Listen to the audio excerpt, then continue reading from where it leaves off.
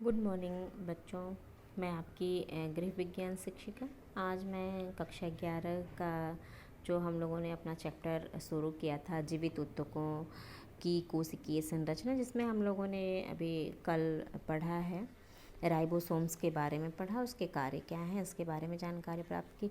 अब इसी में नेक्स्ट आता है बच्चों हमारा तीसरा जो है माइटोकॉन्ड्रिया। माइटोकॉन्ड्रिया क्या है और इसके क्या कार्य हैं, इसके बारे में हम लोग जानकारी आज हासिल करेंगे। बच्चों, माइटोकॉन्ड्रिया जो है कोशिका द्रव्य के अनेक सूक्ष्म गोलाकार छड़ या कण के आकार की संरचना पाई जाती है।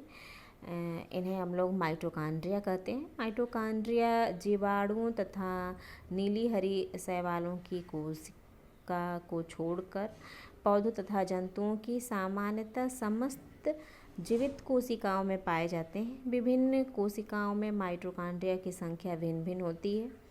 माइटोकॉन्ड्रिया दो झिल्लियों द्वारा घिरे रहते हैं। इसकी रचना जो होती है कोशिका कला की तरह होती है। बाहरी झिल्ली सपाट होती है, परंतु भीतरी झिल्ली अंदर की तरफ माइटोकॉन्ड्रिया की गुहा में बहुत सी हाथ की उंगलियां सदृश रचना बनाती हैं, जिन्हें हम लोग क्रिस्टी कहते हैं। माइटोकॉन्ड्रिया की गुहा में प्रोटीन युक्त मैट्रिक्स भरा होता है।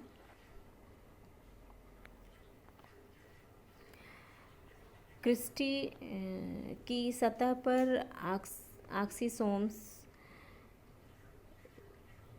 कण पाए जाते हैं। ये हमारा माइटोकॉन्ड्रिया है। अब माइटोकॉन्ड्रिया के कार्य क्या हैं।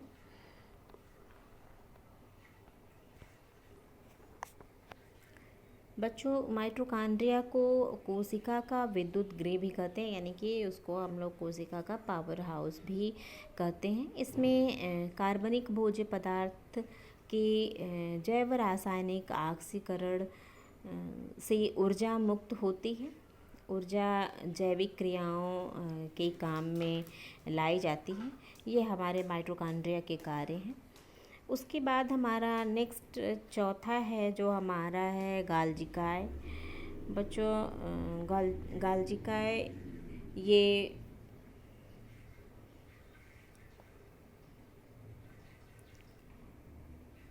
नीली हरी शैवालों एवं जीवाणुओं को छोड़कर अन्य सभी जीवधारियों की कोशिकाओं में मिलते हैं।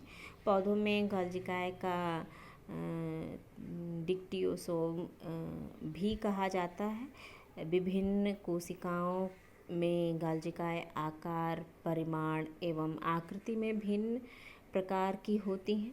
इनका जो कार्य है, इनमें इनसे विभिन्न एंजाइम्स का स्रावण एवं संचय होता है। पादप कोशिकाओं में ये कोशिका भित्ति का निर्माण करते हैं।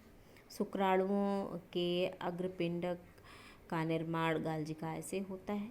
जंतु कोशिकाओं में गाल्जिकाय हार्मोन्स के स्रावण में भी सहायता करती है। इनसे प्राथमिक लाइसोसोम्स का निर्माण होता है। इसमें हम लोग अब नेक्स्ट अपना 5वां पढ़ेंगे। बच्चों, ये हमारा गाल्जिकाय का डायग्राम है, इसको आप लोग देख लें।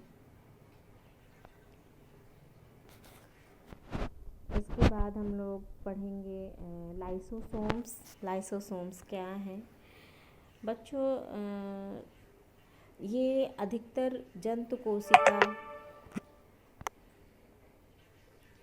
और अग्नाशय, यकृत, मस्तिष्क, थायराइड या तथा गुर्दे आदि में पाए जाते हैं। लाइसोसोम्स प्रायः गोलाकार अथवा अनियमित आकार की तथा लगभग ये 0.2 से 0.8 ब्याज के संरचना होती है। ये एक परत वाली झिल्लियों से घिरी थैली होती है। इनमें पाचक एंजाइम्स भरे हुए रहते हैं। जो झिल्लियाँ होती हैं, इनमें पाचक एंजाइम्स भरे रहते हैं। लाइसोसोम्स को आत्मघाती थैलियाँ या सुसाइड बैग भी कहा जाता है। ये क्षतिग्रस्त या रोगग्रस्त कोशिकाओं को नष्ट करने का काम करती हैं।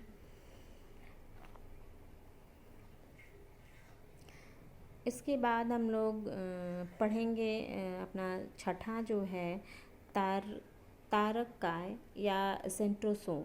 इसको हम लोग सेंट्रोसोम भी कहते हैं। यह एक गोलाकार रचना है जो केंद्रक की बाहरी सतह पर लगभग मध्य में स्थित होता है। सेंट्रोसोम मुख्य रूप से जंतु कोशिकाओं में तथा कुछ पादप कोशिकाओं में पाया जाता है। इनका निर्माण जो होता है वो तारक केंद्र तथा सेंट्रोस्फियर से होता है। इनके कार्य हैं, यह कोशिका विभाजन के समय तर्क तंतुओं के निर्माण में सहायता करता है या उसका निर्माण करता है। उसके बाद दूसरा इसका कार्य है, ये कोशिका विभाजन के समय सेंट्रियोल दो भागों में बांटकर दो विपरीत ध्रुवों का निर्माण करता है। इसमें हम लोग ये हमारा तारकाय का अनुप्रस्थ काट है।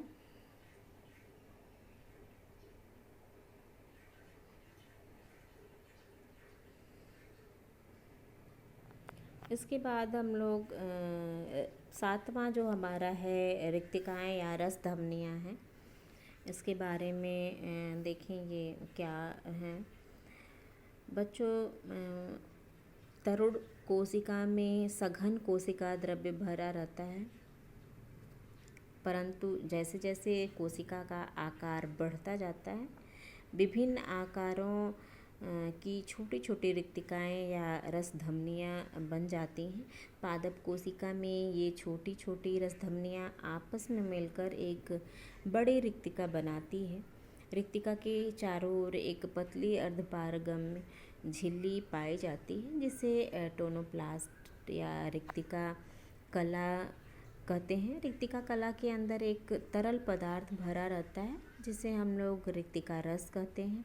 रिक्तिका रस में खनिज लवण, कार्बोहाइड्रेट्स, अमीनो अम्ल, प्रोटीन, कार्बनिक अम्ल, विभिन्न अपशिष्ट पदार्थ पाए जाते हैं।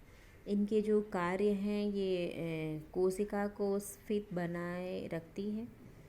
जंतु जल संतुलन अर्थात परासरणी नियंत्रण का कार्य भी करती हैं। इसी में हम लोग आठवां देखेंगे कि कोशिका के निर्जीव अंतर्वेशन क्या है। बच्चों, कोशिका में उपापचय क्रियाओं के फलस्वरूप विभिन्न निर्जीव अंतर्वेशन या वस्तुएं बनती हैं।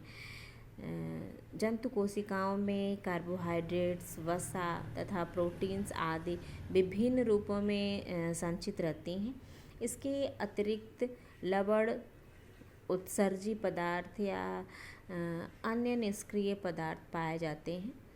बच्चों, ये तो हमारा था ये जो 8 के बारे में हम लोग जानकारी प्राप्त की। रिक्तिकाएँ क्या हैं, रसधमनियाँ, कोशिका के निर्माण का निर्जीव अंतर्वेशन क्या है। उसके बाद हम लोग पढ़े इसमें तारकाय क्या है, इसके कार्य क्या हैं, लाइसोसोम्स के क्या कार्य हैं, लाइसोसोम्स क्या है, गाल्जिकाय क्या है, माइटोकॉन्ड्रिया क्या है। बच्चों, आज के लिए बस इतना ही। कल हम लोग फिर अपने आगे केंद्रक या नाभिक के बारे में जानकारी लेंगे कि केंद्रक क्या है। दूसरा, वनस्पति तथा जंतु कोशिका में क्या अंतर है, इसके बारे में कल हम लोग चर्चा करेंगे और कोशिका विभाजन के बारे में भी पढ़ेंगे। बच्चों, आज के लिए बस इतना ही। धन्यवाद बच्चों।